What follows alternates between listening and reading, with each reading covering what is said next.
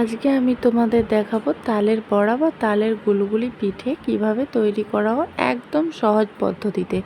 খুব সুন্দরভাবে আমি এই পিঠেটা বানিয়েছি। দেখো একদম সফট নরম তুলতুলে হয়েছে পিঠেটা, দেখতেই পাচ্ছ তোমরা। দেখো কত সুন্দর পিঠেটা হয়েছে, একেবারে ভিতরটা দেখো কত সুন্দর হয়ে গেছে। আর এখানে তালের পাল্পটা বের করতেও অত কষ্ট হবে না। আমি একদম সহজ পদ্ধতিতে দেখাচ্ছি। এখানে দেখো আমি এখানে দুটো তাল নিয়ে নিয়েছি। তালগুলো কিন্তু মিষ্টি আর খুব সুন্দর। তালটা নিয়েছি, এখানে নিয়ে তালটাকে ভালো করে ফাটিয়ে নিয়েছি। ফাটিয়ে নিয়ে তালটাকে ভালো করে ফাটিয়ে নিয়ে একটু হালকা জল দিয়ে তালটাকে মাখিয়ে নিয়েছি। ছুলে নিয়ে তালটা এবারে দেখো একটা মোমো করার যে ছাদা ছাদা স্টিকের জামগুলো হয় বা কাঁচি, আমি এখানে কাঁচিটাই নিয়েছি। কাঁচিটাতে করে এই দেখো তালের পাল্প বের করে নিচ্ছি। এইরকমভাবে ঘষে ঘষে তালের পাল্পটা বের করে নিচ্ছি। বা ঠাঁকা থাকলে ঠাঁকাতেও করলে খুব সুন্দর হবে।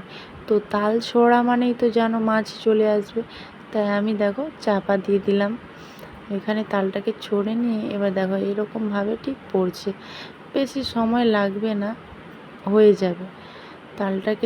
তালের পাল্পটাকে বের করে নিচ্ছি আমি এখানে। তো চলো সেদিকে আমাদের কী কী লাগবে সেটাও তোমাদেরকে বলে দিই। এখানে আমি দিয়েছি খানিকটা নারকেলের কুড়ো আর তালের পাল্প, চাল বাটা, আর দিয়েছি কালো জিরে, বাস পানমৌরি অনেকে দেয়, আমি কালো জিরে দিয়েছি আর এলাচ দিয়েছি। তো দেখো চালটাকে ভিজিয়ে রেখেছিলাম সকাল থেকে, এখন বিকেল হয়ে গেছে। চালটাকে একটু জল দিয়ে বেটে নিয়েছি ভালো করে।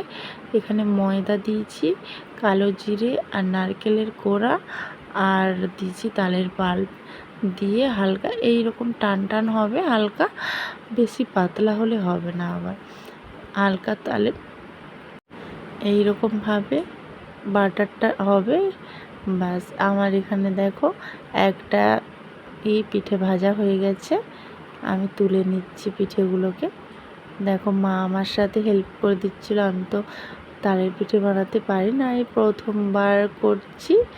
আমি সব রেডি করে দিই, তো আমি দিতে পারি না, তাই দেখো দুজন মিলে এখানে দিচ্ছি, না হলে আমার দিতে দিতে আবার ভাজা হয়ে যাবে।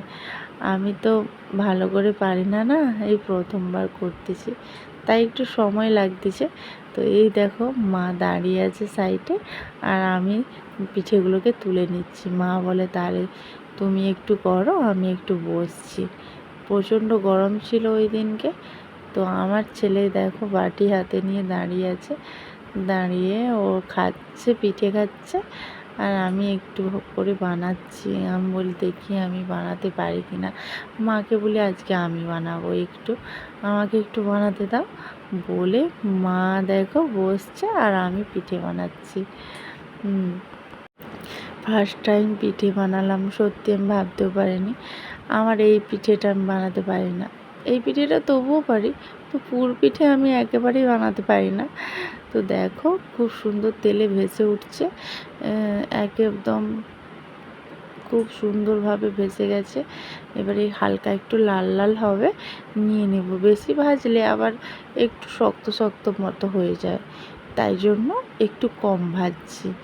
একটু হালকা লাল লাল হয়ে গেলে, ভেতরটা ভাজা হয়ে গেলে দুপাশ উল্টে পাল্টে ভেজে নিয়ে রেডি হয়ে যাবে পিঠে।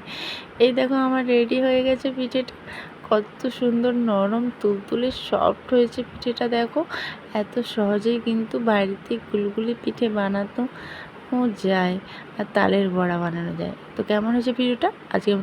আজকের মতো এইটুকু, দেখা হচ্ছে আবার পরের ভিডিওতে। টাটা।